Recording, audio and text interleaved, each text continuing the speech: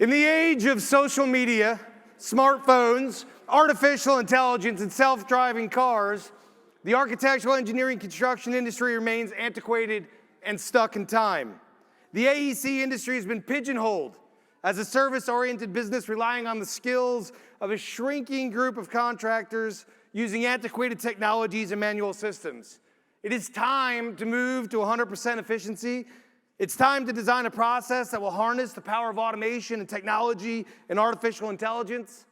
It's time to attract once again the top young talent to the AEC industry. It's time to embrace and celebrate innovation.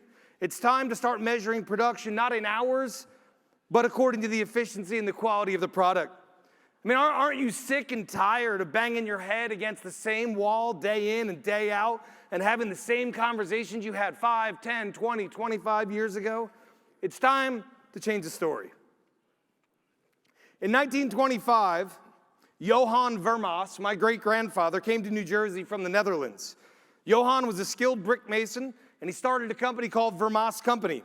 Johan trained his son, William Vermaas, my grandfather, to be a mason and a concrete contractor, and eventually William took over the company, and William trained his son, Garrett Vermaas, my father, in the same way, and eventually Garrett ran and owned the company.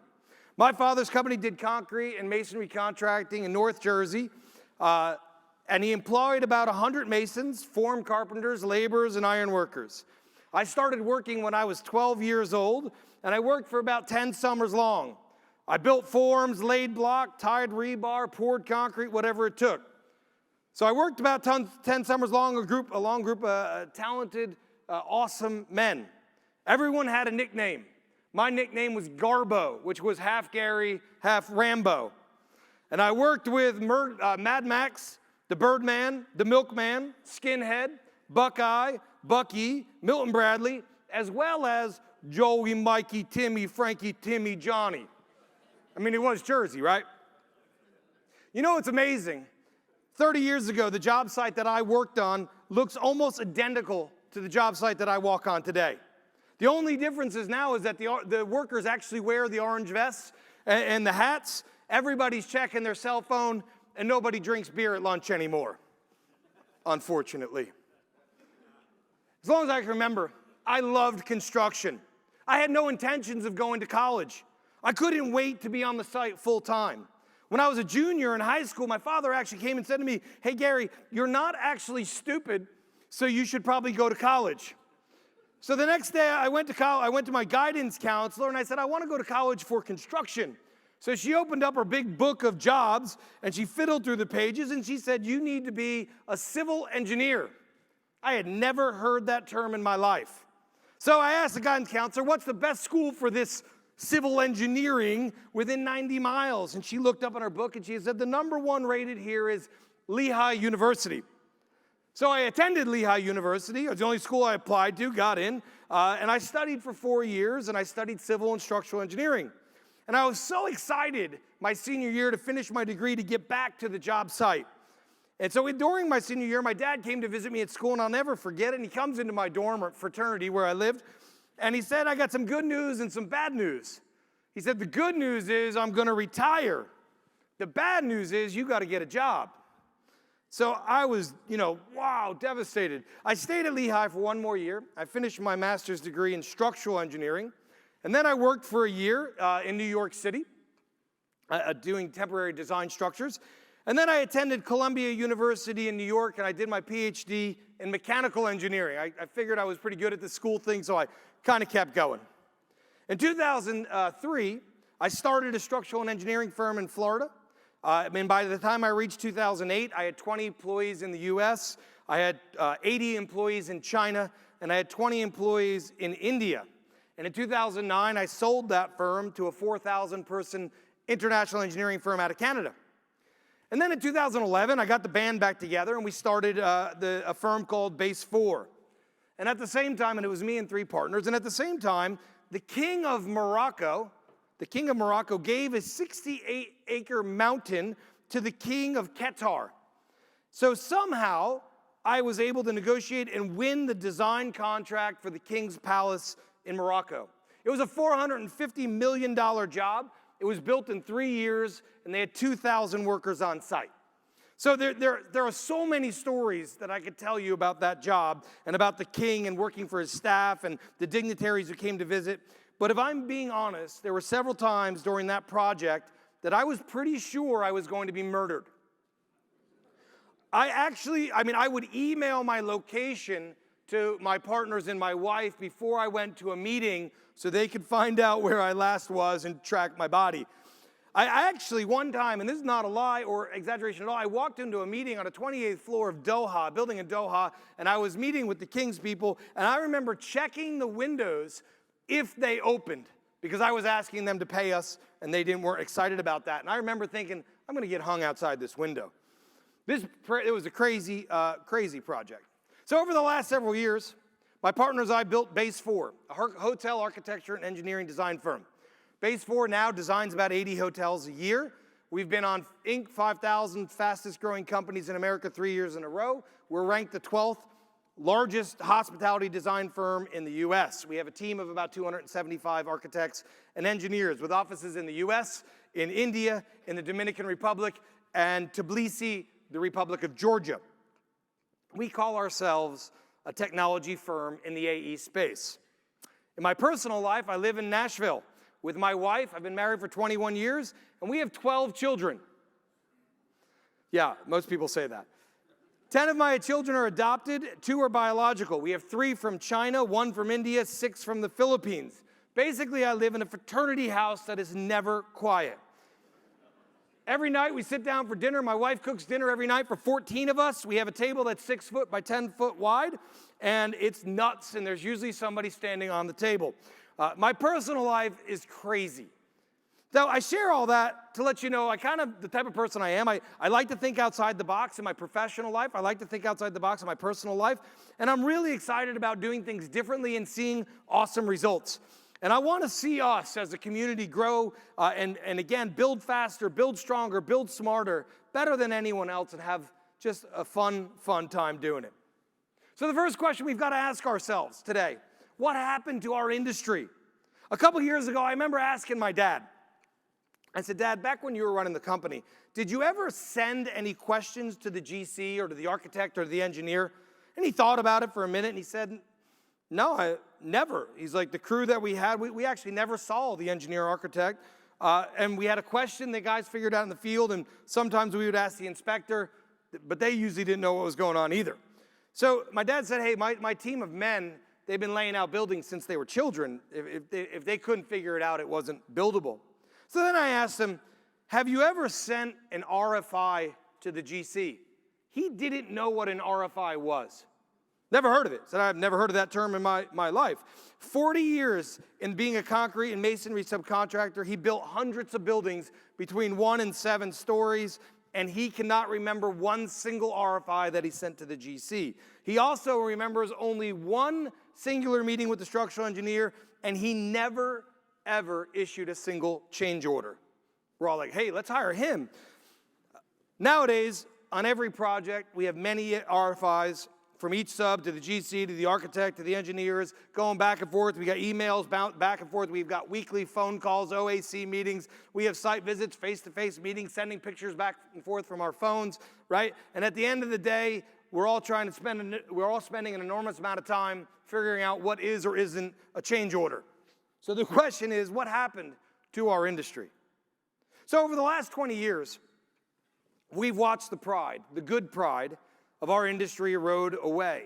When I first walked on the job site 30 years ago, I was among a group of smart, talented people who not only enjoyed their career, but they were invested. They were proud. They took ownership of every building that they built. The site was exciting. It was a vibrant place to be. And man, I remember just wanting to be there. If you talk to the subcontractors today, they'll tell you we can't find people to come to work. They're struggling to find people that will make their careers in the trades. Even mothers and fathers that own subcontracting companies, family businesses, can't get their own children to do it, even though it's quite lucrative. We could see it play this out every single day. The young talent and quality have left the AEC industry. Year after year, construction costs continue to increase. You all know that. Material costs increase, construction schedules increase. Everything takes more time and more money to build. And when you pick up your head, every industry in the world has a better product, a faster schedule, and a cost that makes sense.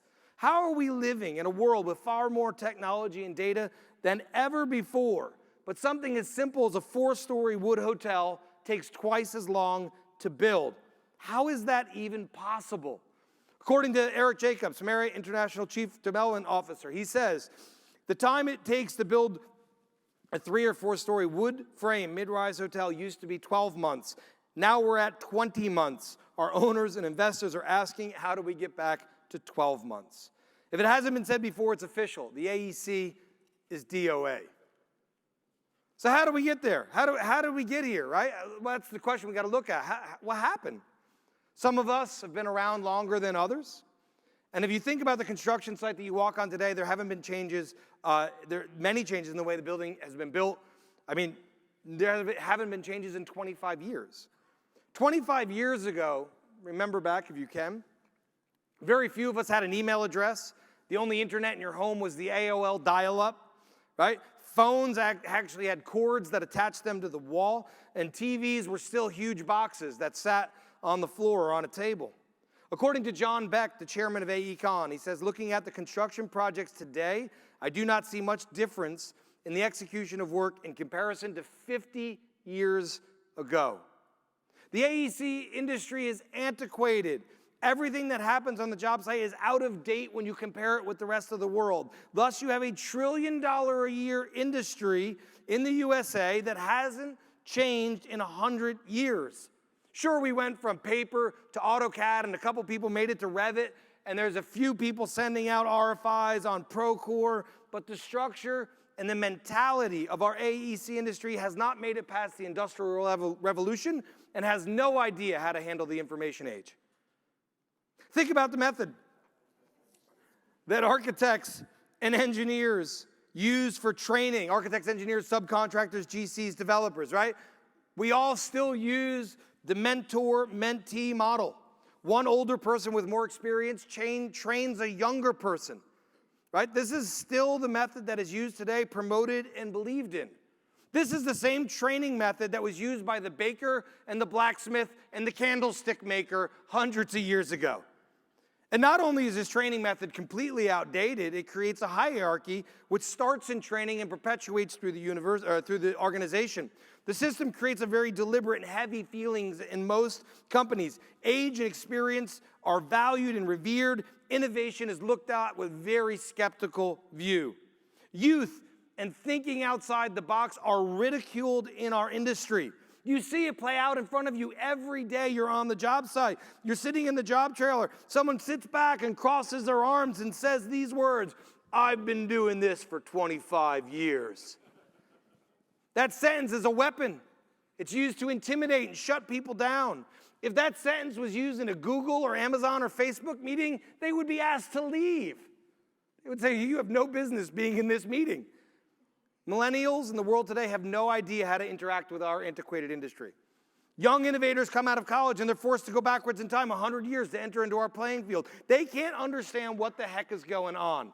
If you don't believe me, ask anyone who's 20 if they want to come into your industry, in the construction industry. They will tell you no way. I don't know about you, but I felt like I was walking on pins and needles in the industry until I was 40 years old. I grew up in the construction industry. I have a PhD in engineering and construction. I'm a relatively confident person, right? But many times I was made to feel stupid. I remember sitting in meetings and contractors saying to me, you need to use the VFDs on the 404s to make the J6 work. You should know that. I'm thinking, I have no idea what you're talking about. None. And then I'd go back to the office and Google what old man time. Google didn't know what he was talking about, right?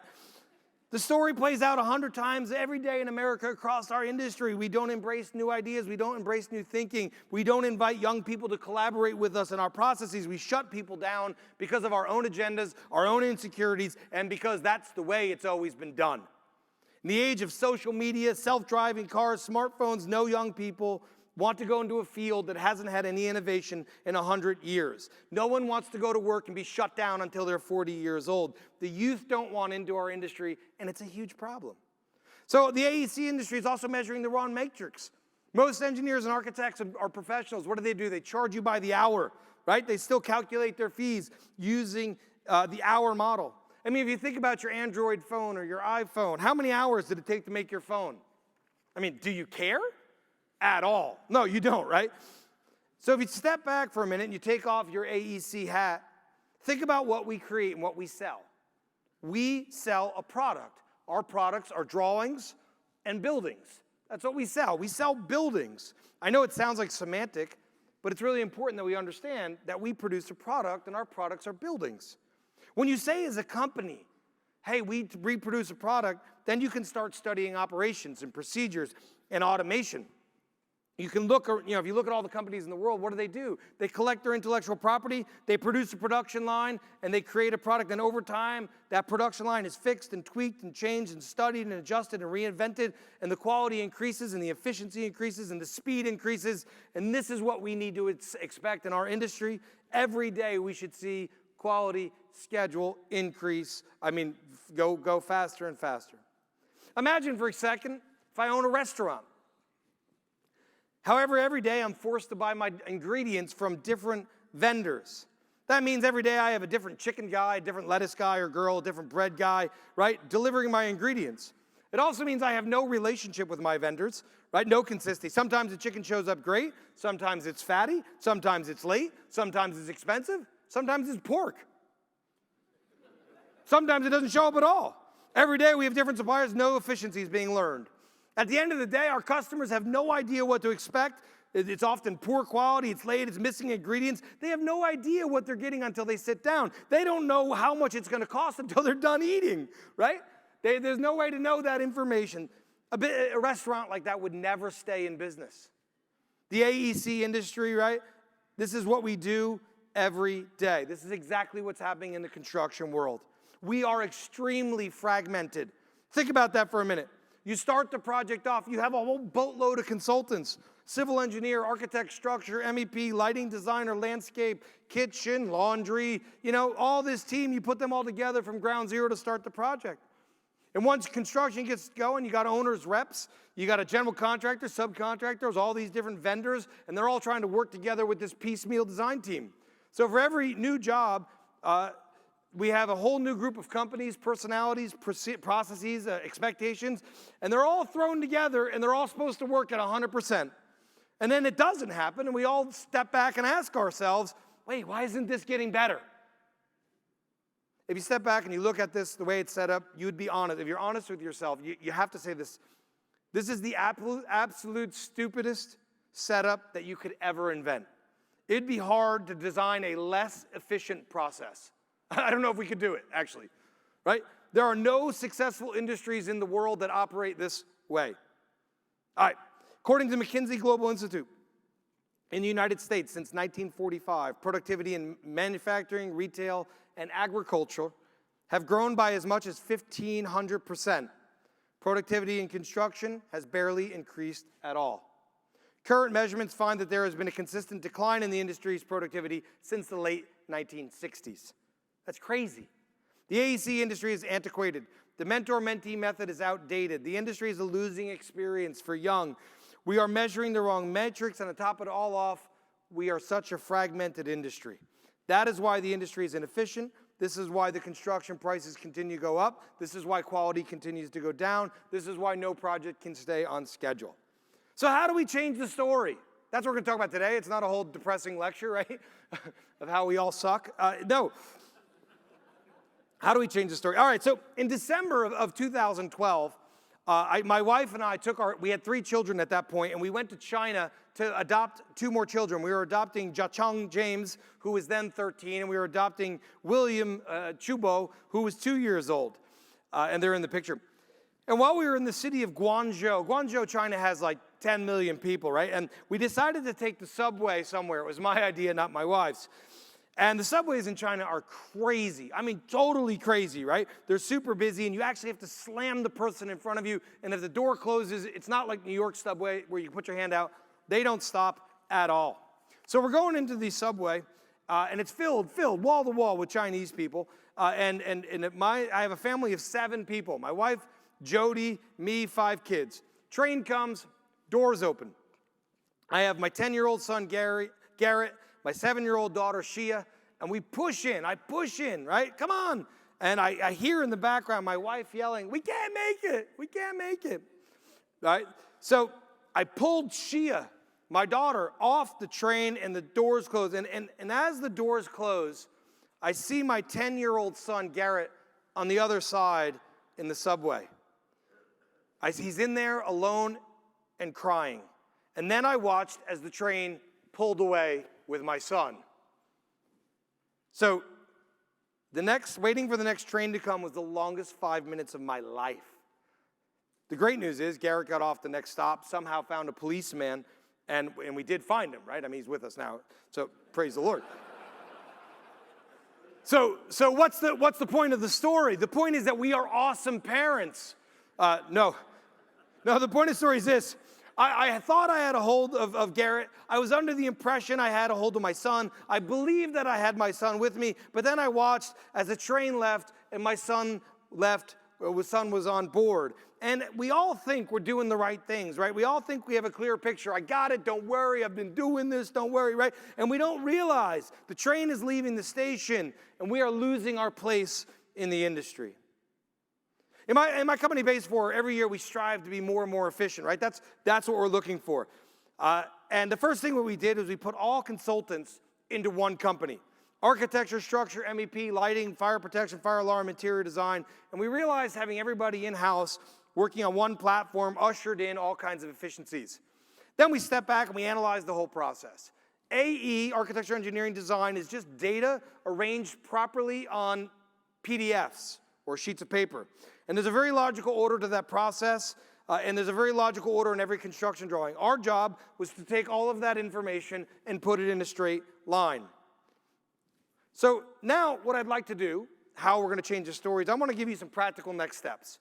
How do we change the industry? I'm going to give you some really quick practicals, and in my opinion, these are the things you can start doing tomorrow to move our industry forward. Now, you don't have to take notes. You're welcome to. My email address will be up at the end, and if you want to have that, I can send you those 15 practicals, or you can never contact me again. Either one, I don't care. So the first step, what's our first practical? We have to lead with values, not with rules.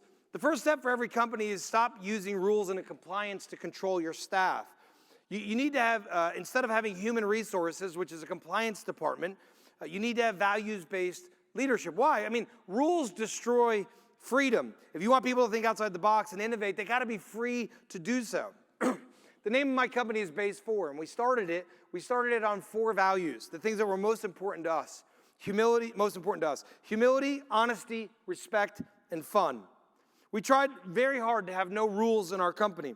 We don't have an HR department. We don't have vacation policies. We don't have sick days. We don't have time off. We just ask everybody to work according to these values. We believe that if you get super talented people in one room and you give them freedom and focus, then their jobs will be fun and fruitful. I can say with great confidence that this method has worked in an incredible way. I mean, it's scary at first, and we've argued, hey, you need to have rules. And we said, no rules at all. We're just going to expect people to do their job and be awesome at it, and they did.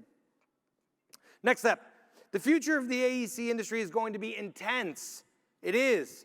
We need talented people and companies to focus on niche areas. The last thing that we need are jack of all trades, master of none. We need experts in niched area.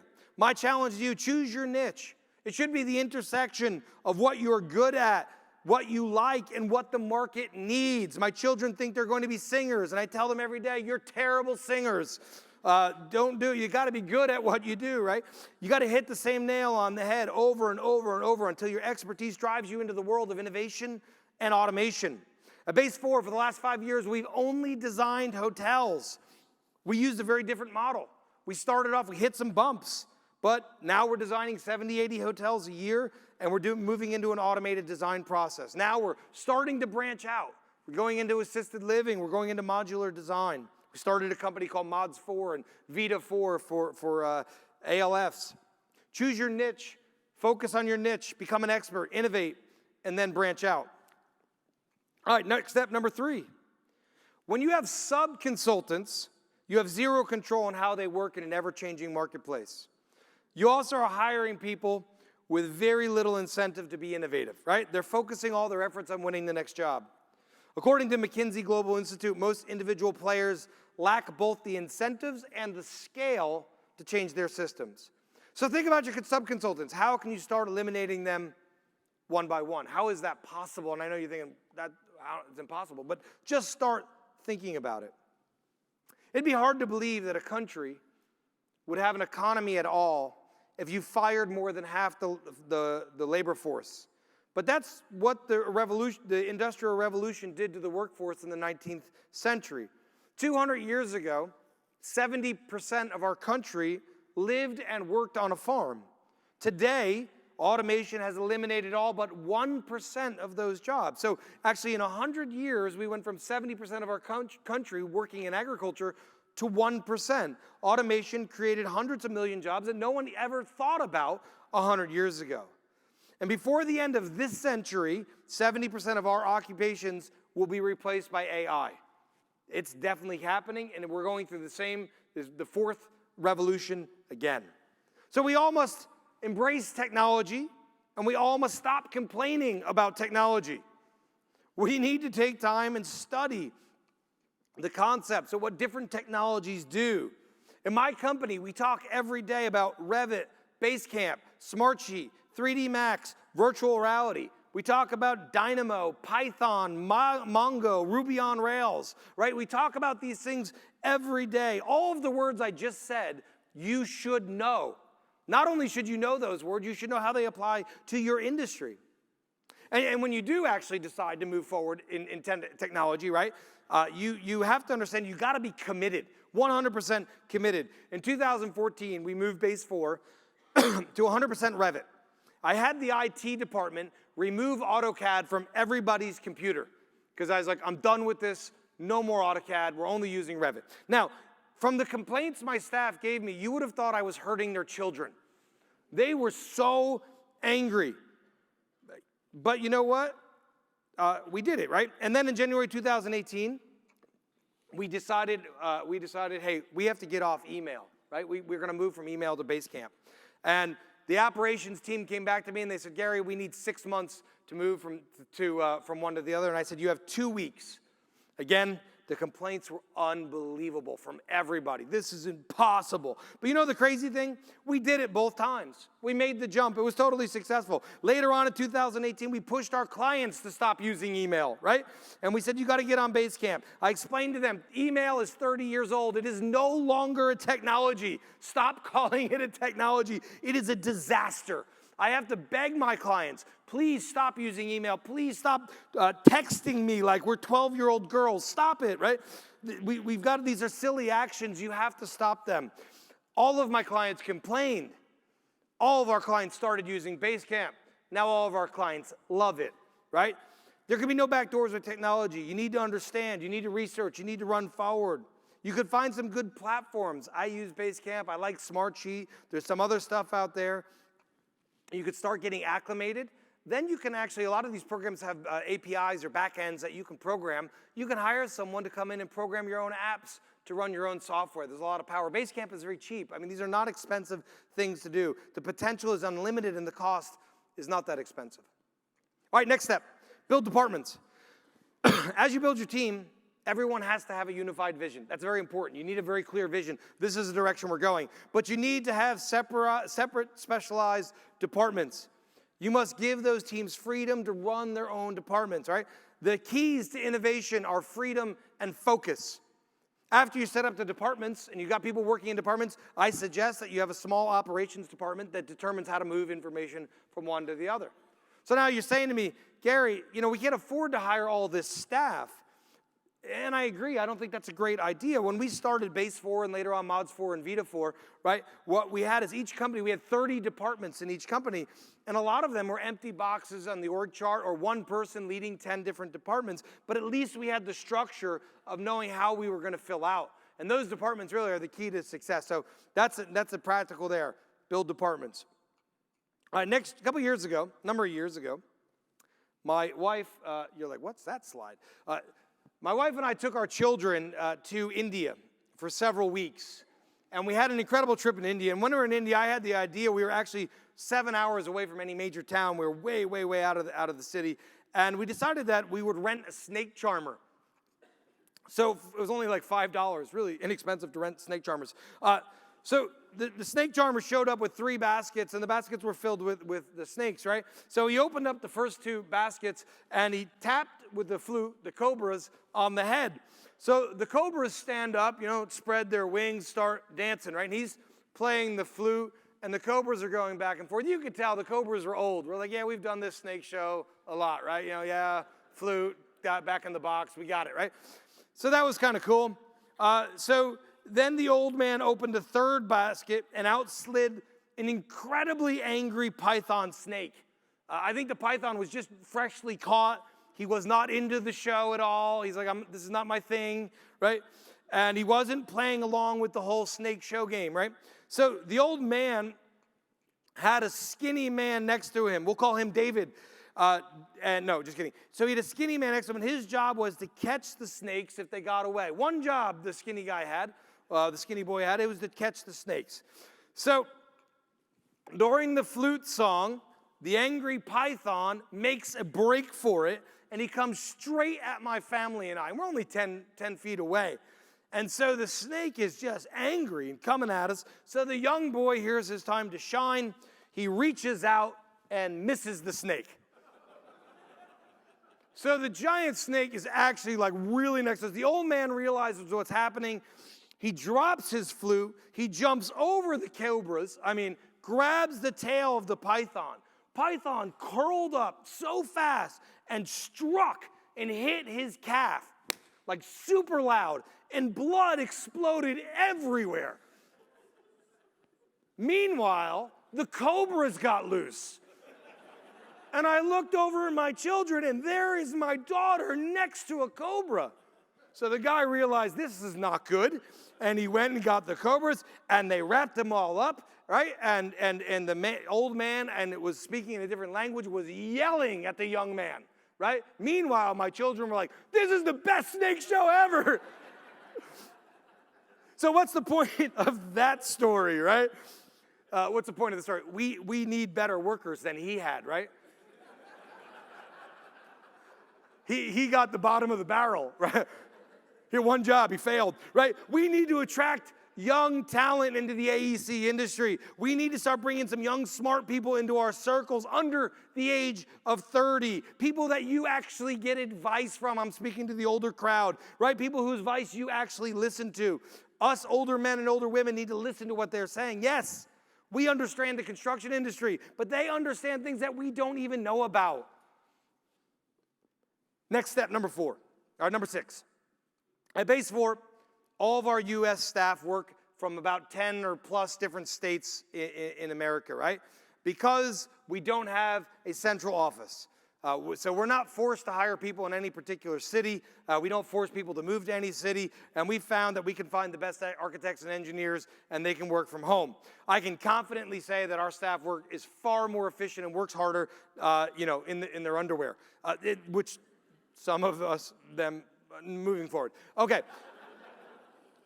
So we also have offices in India, in Tbilisi, Georgia, which is the Republic of Georgia near Russia, and the Dominican Republic, right? They all work together on these platforms as a technology firm. We don't have any paper in our office, and everybody works together on a 24-hour cycle. What's my point? You got to rethink your labor pool. You got to rethink your labor processes. What happened 20 years ago no longer works. Doesn't work with the millennials, doesn't work with the people. They don't want to come to an office, drive 45 minutes, commute there every day. You got to rethink the way you do things. All right, number 7. At Base 4, we had hired an incredibly talented woman with 2 PhD degrees in mental health counseling. She's also my wife. So she had no background in the AEC industry, and her job was to do leadership development and leadership training. She works as an executive coach to all the executives and the directors. Every year she does 2 classes. She teaches people. We have to have people go through the class in order to be promoted. And I would say nothing has changed our company more than this leadership development program. This is probably the most important practical next step I can give to you. You know, you need to have a unified vision, but you need to train your staff to have the same vision and the same values. Because what happens when people feel nervous or anxious, they always want to go back to what they know. And so you got to have somebody really driving that vision and those values forward so that you can continue to move. Number 8, along with leadership, you also need technical training. At Base 4, we have 4 methods of training. First one is the staff can post on the message boards, and we have message boards, so everybody's posting every day and people are learning.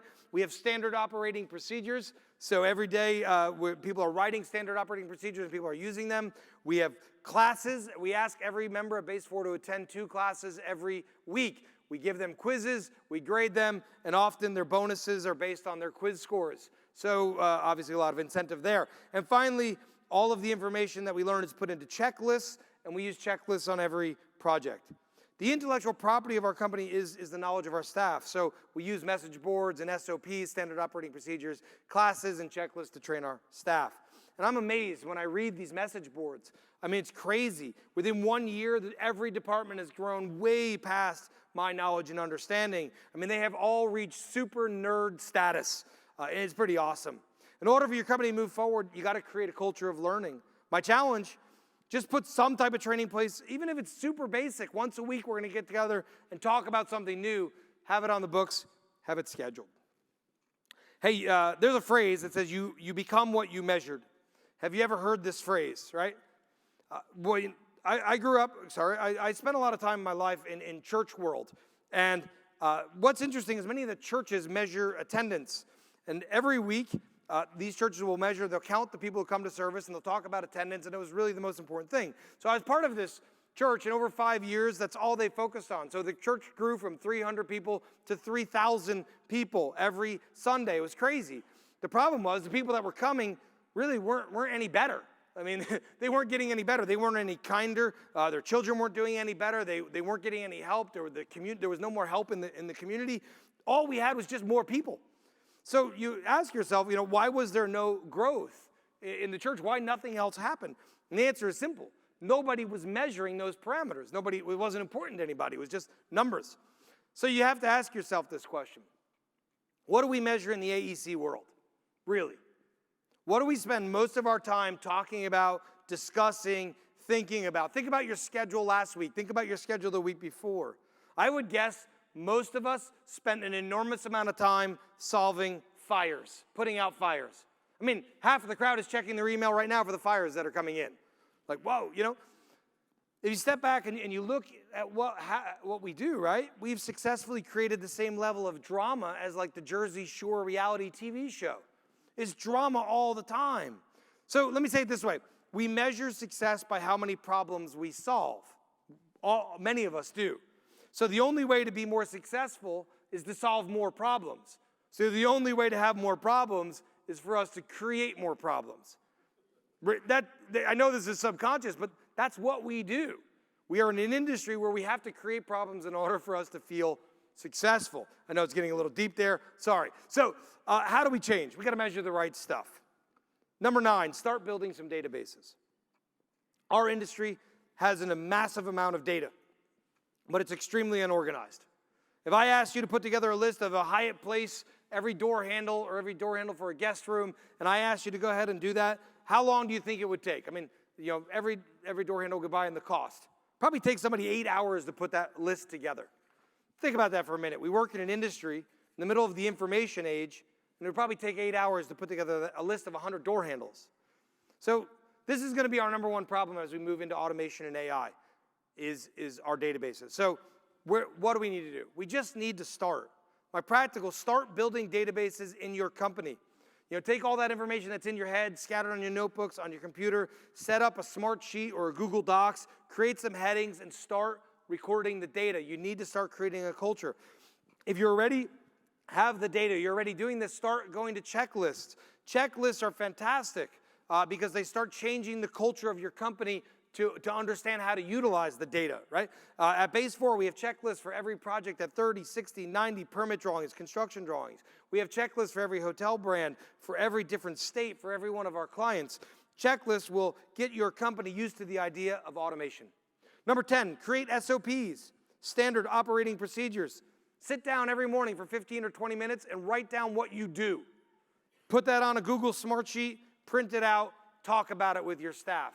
Start making a standard operating procedure so they can understand what you do. Don't just say we're going to walk together for 20 years, mentor, mentee, and they're going to pick it up by osmosis. Start writing it down. Number 11, embrace automation. When you jump into an AEC project, there's pieces everywhere, right? And your job, the people who win in our industry are people who take all those pieces and put them in a line into linear thinking. At Base 4, we used to have 2 architects sit on a job and ride it all the way through to the end, and they were expected to know all 10,000 things. So then we set up a production line. Every team starts a new job at Team 1, and you can see it on the board. And then they do 8 hours, they do 100 tasks. The next day it goes to Team 2, next day to Team 3 and 4 and 5 that work in parallel. And at the end of day 25, the project is complete. 4-story hotel, all the engineering, all the architects, 25 days to complete that. So what we have are the same people working on the same 100 tasks every single day. We don't expect them to know 10,000 tasks. And then we talk about programming. We take the next step. We basically take out of those 100 tasks, we figure out how do we write some code. Dynamo is the API, the back end of Revit. How do we write that? It's kind of like a Python visual-based language. And we write the steps. So now out of the 100 steps, 5 or 10 of them are automated. And the number one reason for this isn't necessarily efficiency, it's quality. Quality in our drawings. We've had some quality problems when we started a couple years ago. And so now we've gotten to this where we could actually knock out those quality problems and have the same quality every job. Number 12, sell a product, not a service. All right, every day my team comes to work, they have to understand they're building a machine to produce a product. Every step of what we design is a choice from limited data. We are organizing all of our notes and our details and into a database. We're programming the back end of Revit with Dynamo. We have, essentially we have software robots working side by side with humans to produce a higher quality product. Katara, some of us have heard Katara. It's a huge firm, Silicon Valley to the brick and mortar construction company. Katara has come on the scene. In the last 2 years, they raised $4 billion. They have a $10 billion backlog, and their whole premise is we deliver a product, not a service. And then we look at Prefab Logic and Autovol. They've teamed up. They're building a first-of-its-kind automated modular factory. That factory is going to be open in 2020, going to produce 1,600 modules a year, and they basically said the factory will create new breakthroughs in construction speed and capacity and efficiency. Both Katara and Autovol consider themselves companies that produce a product. All right, almost there, 13, almost there. Harvard professor Clayton Christensen invented the theory of disruptive innovation. Disruption happens when a competitor enters a market with a low-priced product or service that most established industry players view as inferior. But the new competitor uses technology and its business model to continually improve its offering until it's good enough to satisfy what the customer needs. There's a lot to say about disruption, but the best thing to do is think about Blockbuster, then think about Netflix. That's disruption, right? That's how you understand the whole thing. So as you start to do the things that we talked about today, as you start rolling into them, right, and you start doing them, you're going to think everybody's going to look at you and cheer you on. That's so awesome. You're changing the industry. But that's not what will happen. You will be attacked. The things that I've heard about my company and myself over the last 5 years have been crazy. I mean, crazy, right? We've been called communist. It was said that all the leaders had to move to China because we've been indicted by the government, right? We lost large contracts because third-party people said they didn't like our business model. I mean, it was said that we were an internet company, that we weren't real. Like crazy things that were said. The stories go on and on. My next practical step, as you move into this, just get ready to be attacked. Finally, number 14, modular. Off-site modular construction is the first step. It solves a lot of the problems. My practical next step is start studying out modular. Start learning about it, at least understanding how it fits into the industry. And finally, number 15. According to Klaus Schwab, he's the founder and the executive chairman of the World Economic Forum. Here's what he says. Listen to this. He says, we stand on the brink of a technological revolution that will fundamentally alter the way we live, the way we work, and the way we relate to one another. In its scale, in its scope, and in its complexity, This transformation will be unlike anything humankind has ever experienced before. Yahoo, Intel, Dropbox, LinkedIn, Pinterest, Twitter have all purchased AI companies in the last several years. Private investment in the AI sector is expanded at an unprecedented rate. The future of AI will overtake us like a tidal wave. Last thing I want you guys to see, in 2010, the calculations per second that a computer could do they're equal to a mouse brain, 2010. By 2025, the computer will be able to do calculations per second as fast as a human brain. By 2050, a computer will be able to do the same calculations as all 7 billion human brains. Think about that. Think about what that means for our lives. Are you preparing to drive the train into the future, or will you be standing on the platform watching it leave? The practical next step, get prepared for AI by doing all the things we talked about today. All right, at this point, I'm going to invite my friend and colleague, Eric Rowan, to come up. Eric is the president for the development services for McKibben Hospitality. Eric's been with McKibben for 16 years. He's built 35 hotels. He's leading the charge for third-party development services. That's what they're offering. And we're working on several projects together. Eric is a great guy. So I wanted to ask Eric some specific questions and how his development company is handling these. So, Eric, do you want to jump right into the questions? Sure. Are you going to read them to me? Or? Yeah, I can read them to you. Yes, share them with Sure. So the question number one, right? Practical number 3 was about eliminating subcontractors to reduce fragmentation. What steps is McKibben doing in that direction? So we've been focusing for several years on trying to hire A&E firms that have a lot of in-house consultants, like you were talking about earlier, and like you guys, and it's been great.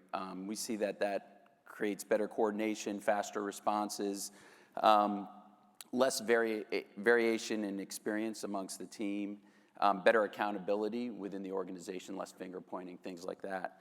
Another thing that we've just started doing on the last few projects is we're trying to create some more continuity within our organization from project to project. So we're bringing on, it's not really eliminating subcontractors, but a lot of the stuff you were talking about with respect to the chickens, we're trying to keep the same team together from project to project, and it expands far beyond the A&E piece. We're creating teams of purchasing agents, contractors, even within the contractors, project managers, and superintendents that will go from project to project. It eliminates learning curves. It creates just a stronger team spirit. Yeah. And then it also, all the members of the team want to be part of something that's ongoing. It's awesome. Yeah, I mean, the fragmentation is really dangerous to our industry. That's great. Great answer. All right, we're going to jump down to question 3. So one that's near and dear to my heart. Practical number 5 was about embracing technology. So what technology is McKibben using? You know, have you felt any resistance? Have you done any changes lately? Well, thanks to you guys, several months ago we started incorporating Basecamp into our office. We got zero resistance from everybody, the older people, the younger people. Great. And everybody embraced it, and the more we use it, the more people embrace it. But now what we're doing is we're taking all of our SOPs, all of our task lists, even our lessons learned, and we're creating project templates so that we could bring in younger people that haven't been through the whole development process, and they've got a roadmap from beginning to end. And as they're going through these task lists and procedures, they're actually able to kind of see all the pitfalls that you're going to come across before they have to learn it the hard way. So that's been helpful. Obviously, anybody in construction out there is familiar with project management systems like Procore. Most of our contractors at this point are using Procore. It's a great system in that you have access to everything immediately.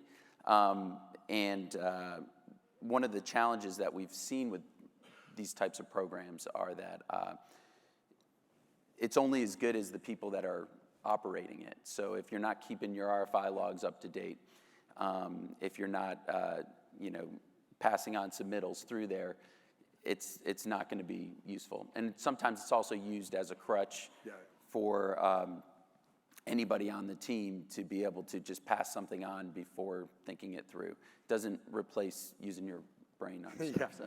You had said you made some templates in Basecamp. Was that hard for your team to do? I mean, was that, because that's awesome. That's the right way to use it. No, because we had a development manual that we'd been using for years, but it's a big giant binder that sits on a shelf, and people didn't seem to use it. But now with these templates, and we're just really kind of starting to embrace it, it's getting amazing amounts of use, because people are afraid not to use it because they're afraid they're going to miss something. And it's so easy to just be going down these checklists, and it's always fun to check a box too. So Would you say that just the checklists were easy to use, but you just had to change the culture? We had to change the culture, and you know, basically everything within these checklists, and it goes from pre-design all the way through post-opening. It's a critical item. You can't skip over it.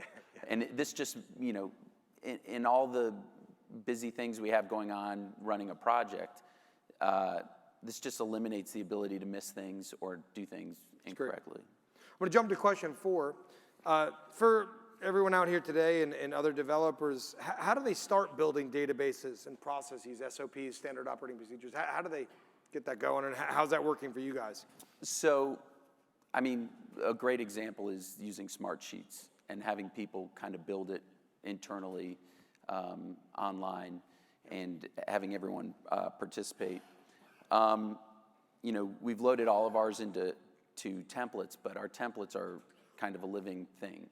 So as different project managers are using these templates, they're able to add things to them and grow them as we go. And then also the lessons learned. We used to have spreadsheets, like Excel spreadsheets with lessons learned, and they would become massive. We'd take every single change order that we experience. We'd take every design error, everything, and we'd put it into these massive spreadsheets.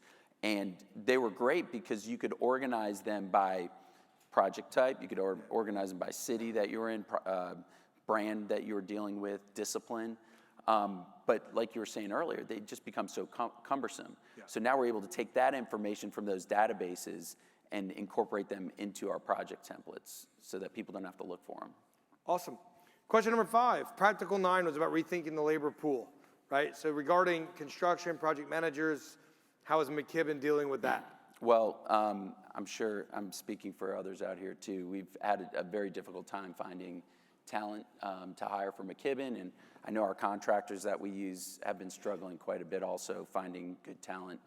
The recession really hurt our industry as far as creating kind of a gap between the young and the old, and they just took a slice out of the middle. We always look for talent and for project managers, whether we have you know, a project for them or not, because they are tough to find. A lot of it comes through word of mouth with our colleagues.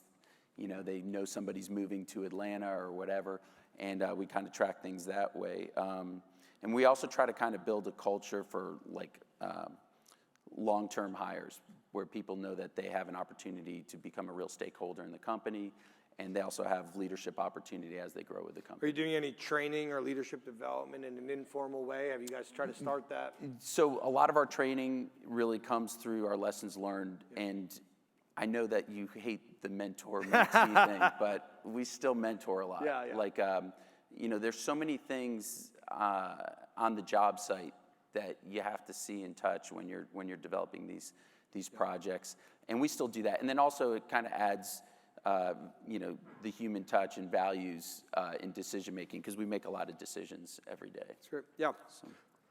Okay. Just kind of jumping on practical 10 and 11 were about about leadership development. We just kind of in training.